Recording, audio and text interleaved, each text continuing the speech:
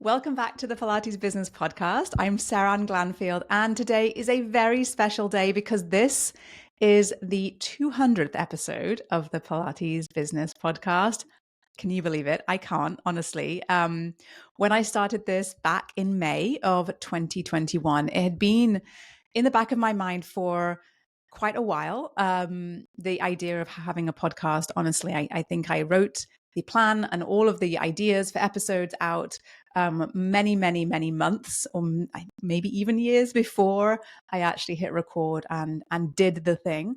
But I cannot tell you how happy I made that leap and made that jump and did it, because since May of 2021, the listeners have grown to be not just local or people who knew me or know me, but people from all over the world. You're a global community. We've had listeners in 154 countries around the world, 6,438 cities worldwide, and there have been hundreds of thousands of downloads. And honestly, I am still pinching myself when I see some of these stats. It has been such a joy and a privilege to connect with all of you, to you, and to be with you, for many of you, every single week in your ear. So I appreciate you and thank you. And I hope that what you gather and learn from these conversations that I have with studio owners and industry experts and peers, and from what I share with you, from what I observe and see and have learned along the way, that it's helpful to you, because the reason I do this truly is to be of service and to help you.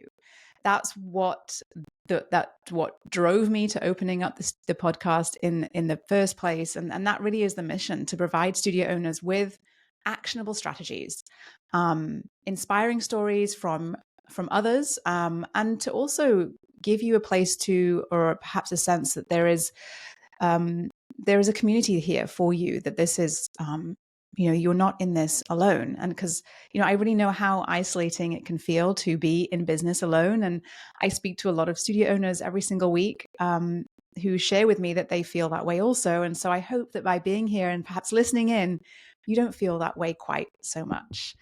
And I show up every single week because of that, because I want to help you to continue to do what you do really, really well. And because I want the world to experience movement and the joy and all of the good things that come from a body that can move well and that feels strong, right? And I know that that's why you do what you do also.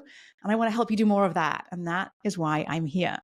So I thought it'd be helpful for you, and interesting, I think, should say, for you to perhaps hear a little bit about how it works behind the scenes. Because just like you in your business, you're wearing a lot of hats. You're wearing the hat of perhaps the teacher, the scheduler, the customer service person, the organizer of the people who work for you, the marketer, the payroll, the hiring, maybe occasionally the firing, the admin, the opening, the closing, the tidying up, all of these things that I know that you do. In some ways, I am also doing very similar things in my business too. And so I think it's the journey we are on as entrepreneurs, as business owners, small business owners. It's natural to be wearing a lot of hats. And just like you, when I started out, or developed my business into sort of more of a consulting and coaching role, I didn't really have any training or any experience with podcasting of any sort at all. And so it's certainly been lessons along the way.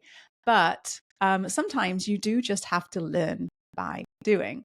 So when I started the Pilates Business Podcast in May of 2021, you'll remember at that time we were on, we had come through some very challenging times. Many folks around the world were still in some very challenging times due to COVID. And what I had found during that time, and what I did during that time, was actually bring people together, because I felt that is what we all needed at that time. And the most wonderful thing about being in this industry for as long as I have is that I had a lot of people all over the world and all over the country, and doing in slightly different phases of life and phases of business, who were looking for someone to talk to about what they should do and what they should do next. And that's when actually Thrive was born, was in March of 2020. And bringing people together and having conversations about how to navigate those incredibly challenging times. And so seeing how incredible it was and truly fulfilling for me it was to bring together like-minded studio owners and observing how incredibly supportive they have been to each other, I wanted to spread that a little bit further beyond our group. And that is truly why I started the podcast in May of 2021. I wanted to fill that gap. And I also wanted to give you practical business tips. At that time, we were also seeing there is and continues to be a lot of noise in the coaching and consulting world. You may or may not be exposed to that. And a lot of the things that I saw people tell others to do or recommend were, I felt, perhaps not lacked some perspective, and perhaps it might be helpful for people to hear some other ways to grow your business. There is not just one way to do it. And so I wanted to sort of fill that gap, and I wanted to reach you, and I wanted to share with you not just some ideas, but I also wanted to share with you insights, because as anyone who has run a business knows, you are going to come up alongside or face some challenges along the way. And I think there is this misconception that some people don't. And I think the more that you speak to others and hear the story of others, we all kind of come to perhaps accept that there is not this perfect journey. And I think that's a good thing, because that perspective can help us perhaps navigate our own set of challenges. And we can learn from what others have done or have not done. And I think that's really incredibly powerful. And so if I could have written a book that would have gathered all of the things that I had learned and known and heard from people, I would have. But this is a much faster way for me to get this information into your world. And so the podcast has been just a blessing to me, and a sort of a nice little surprise, and something that I've enjoyed so much.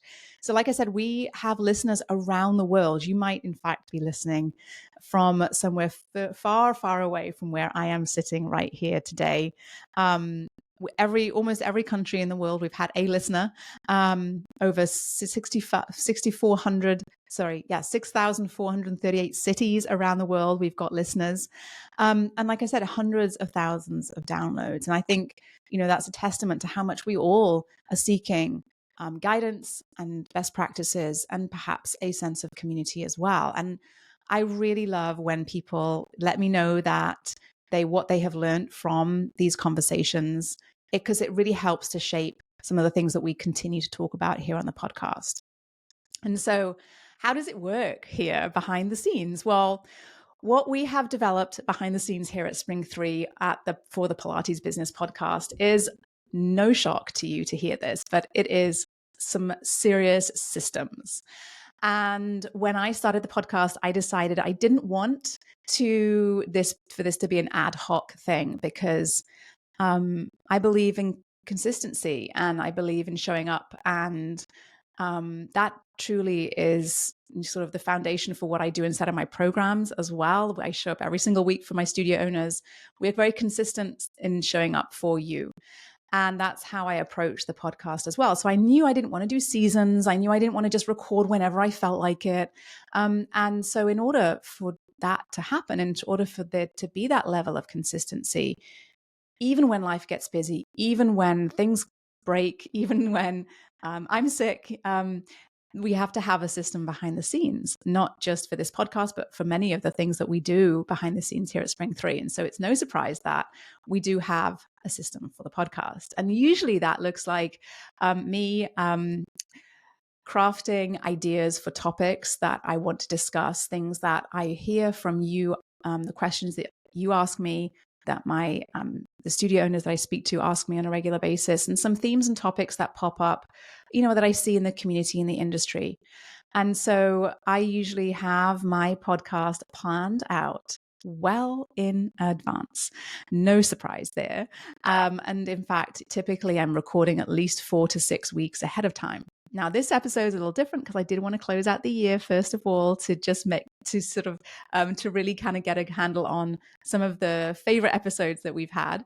But typically, I'm recording well in advance. And typically, I also batch record my episodes. So it's kind of hard to pop in and out of podcast recording. It's hard to pop in and out of going from podcast recording to being coaching inside of Thrive, to crafting those resources and those templates and all of the things that we do to support our studio owners inside of Thrive. So I batch record these episodes. And what that means is that I can dedicate my time and energy to just doing podcasting for certain days of the week and certain weeks of the month. And I find that to be so helpful because this is a different kind of toolkit that I have to use or rely on for myself, different set of skills that I need to have when I'm sitting here talking to you guys. And kind of, it feels often like I'm talking to myself. But I do find that to be really helpful. And so, it's something I recommend. You've heard me recommend here on the podcast before, but batching the same kind of tasks is something that I do in my business too, just like I recommend to you as well. And so I am usually plan out my episodes well in advance. I batch record them, usually 2 at a time. After about 2, I'm kind of, I get a little kind of tired of the talking to myself, and that's usually about as much energy as I can give through a microphone to you. But I do that a couple of times a month, and I have those guest interviews in between as well. So let me talk a bit about that. How does that come about? And I don't know if anyone listening, if you've got a podcast or you've experienced the podcasting world at all, what happens is when you have a podcast, you get inundated with a lot of requests for people to want to come onto your podcast. If you're lucky, like me, I guess. And I do get a lot of requests from people, not people like you though, probably listening, but a lot of people who want to get in your ear. And so I'm incredibly selective about who I bring onto the podcast. And I've had some fabulous guests over the years. My favorite guests are the people that I get to work with inside of Thrive. So you've heard them come on here and share their stories and their journey. And I love to do that. I love to bring studio owners on here to be real and honest and upfront about what is happening in their business. That's my favorite. And honestly, those are the most popular episodes. And that warms my heart like more than I can tell you.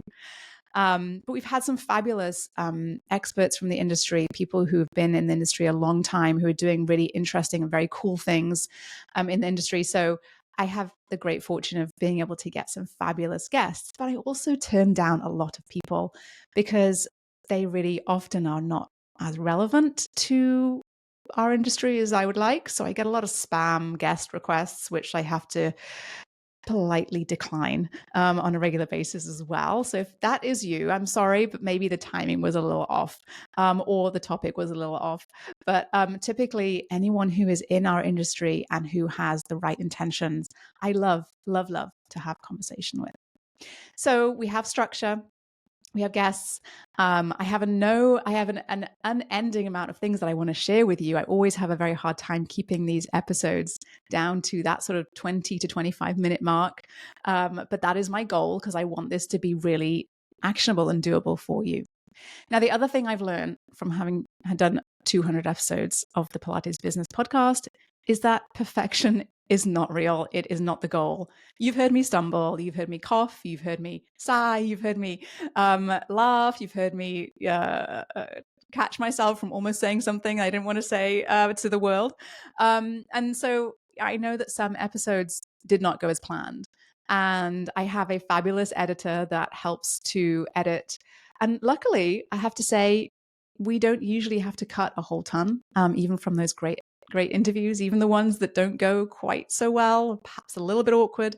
But because I want to keep this as real and raw for you, like we're having a conversation, because I think that perfection is not where I want to, not what I want to share with you, honestly. I think we get fed too much of the highlights, and that's not real. And I think that's as helpful as it could be. So perfection is not the goal. So sometimes I do have to hit restart or stop and restart the recording. I usually fluff my words in the first 2 minutes, if at all. And so, and sometimes I just continue and stumble through. So thank you for sticking with me if you've heard me do that. But perfection is not the goal. I always say to my studio owners in my programs that we are aiming for B plus work, not A work. B minus is great some days too. It's all a function of what you have going on, but perfection is not the goal. And so I've learned a lot along the way. And I've also learned that, things happen, like episodes get deleted, emails get missed. Sometimes deadlines don't get met. And so because of that, I do kind of plan ahead a little bit, but we've had moments where we have forgotten to hit publish on an episode here and there. So I think it's only happened twice, actually. I've got a great team. And so, these things happen and they come up and we fix it and then we move on and we continue on. And I have to say that I am very fortunate that behind the scenes, I do have a great team. I've mentioned my editor who is great and makes it so easy for me to share with him the episodes, and he takes care of adding the music and everything else. But then I've got other members of my team who help me to keep all of our episodes organized behind the scenes in a database with all of the content that we have, as well as all of the social media promotions, all of the videos that we have, because this is also on YouTube. We share snippets and clips on social media. So there's a lot of moving parts that go into this podcast. And again, I didn't come into this knowing how to do this. I did learn along the way. And luckily for me, I have a great team that helps with all of these other parts of making it happen, so that I can focus on supporting and coaching, consulting studio owners just like you, because that's where my best time is best spent. So I am not here alone at Spring 3 by any means. I do have a great group of folks who support me and you by getting this podcast to you every single week. Okay, so now that I've shared a bit more about behind the scenes, I do want to give you a quick rundown of the top episodes over the last 200 episodes, okay?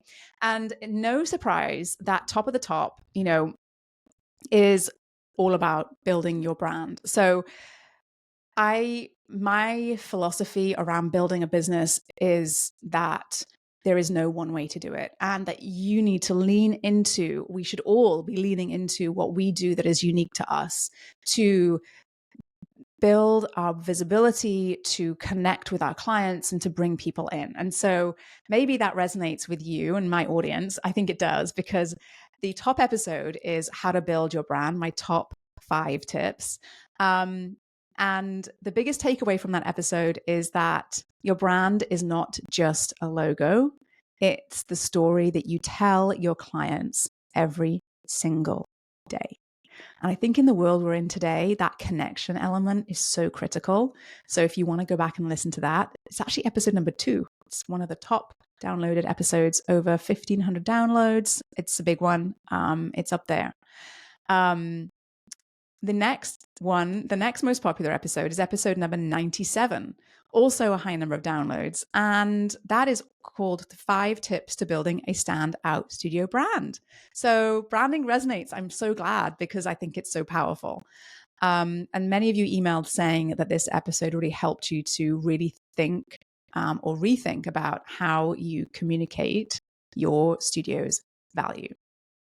Now, we cannot talk about top episodes and most listened episodes without talking about some of the other, I think, probably things that are top of mind for you. So the next episode is actually episode 100, which is called How to Double Your Studio Revenue. Something I'm sure you all want. And that was episode 100. And in that, I shared with you, with a guest of mine, some real world examples of some of the small changes that can lead to those big results. So often I find studio owners are looking for one big sweeping change that's going to change everything and be that one hack. But the reality is that growing a business is about a lot of often smaller tweaks, smaller changes that lead you towards those bigger shifts. And so this episode has that in it. The next episode that was very popular was episode 123, called Empty Classes on Your Schedule. Here's what to do. And I think this is one of the most common challenges that we face as studio owners, is that perhaps some classes are full and some are not. How do we manage that? What do we do about it? And sometimes those classes are full, sometimes during the year, and at other times of the year, they're not. And so we want to make sure that we are focused on being dynamic with that. And that That episode is 123, and that talks through some ideas for how to fill those dreaded empty time slots. So we talk about branding, we've talked about revenue, we've talked about scheduling, but the other favorite episode is titled 5 Secrets of the Highly Organized Studio Owner. And this makes my heart happy because I think it's very challenging to build a business if you are disorganized and chaotic about what you're doing and what you're focused on. In fact, that structure, I think, actually creates the growth in your business. And so I'm so glad that this is one of those top 5 episodes. It's episode 121. And it shares the habits and the tools that successful studio owners use to really stay on top of it all. And I'm sure that there are, I know I could keep going with the next few episodes, but they typically, the most favorite episodes do sort of focus on these elements. It's how do you manage your team and your schedule? How do you grow revenue, and how do you stay organized and avoid burnout? And that is something that I am so my biggest sort of focus when I work with any studio owner is helping you to get to where you want to get to. And it's not about me telling you that you have to have this level of growth or you should have any level of growth, but it's about me helping you to get you to where you want to be and whatever success looks like for you. And that version of success, honestly, is going to change over time. Hopefully not week to week or day to day, but you might find some years you're more focused on certain things in your life, other things in your life that, you know, you might want to incorporate into how you spend your time and your energy. And that is absolutely fine, because my goal, like I said in the very beginning of this episode, is to help you keep doing what you do and sharing that love of movement and great movement experience with as many people as you possibly can. And in order for you to do that, you have to be fulfilled and energized by what you do, which means you have to show up as your best self, which means that you need to take care of yourself as well. So I am here not to tell you that you should have a certain growth or you should have a certain revenue, but I'm here to help you to get you all of what you want and to help you to navigate the challenges along the way. So I have to say, finally, I just want to, I've been so blessed and I feel so fortunate that I get the opportunity to be with you every single week. So I have to say I have a huge amount of gratitude to you for listening, and to all of the guests that have come on and openly shared so incredibly openly and vulnerably in a lot of times their experiences and their journeys. It's been so wonderful and so fun. So I hope we have another 200 episodes together. And I really have really enjoyed doing this. And I would love to hear your feedback on this episode and on all of the episodes, and let me know what it is you want to learn more about, what you'd like me to talk a little bit more about, because I am open to ideas, because I want to make this as powerful and as actionable as possible for you. Okay. But if there's one lesson that I want to leave you with today, it's that consistency and communication and connection truly are so incredibly powerful. So whether you're building your business, filling your classes, or like me, you're running a podcast, maybe not what you set out to do, these very intentional steps really do lead to big results, big outcomes, and very fulfilling outcomes also most of the time. So thank you so much for being a part of this incredible journey, whether you've been with me since day one or you've just been listening in. I'm so grateful to have you here. Here's to the next 200 episodes.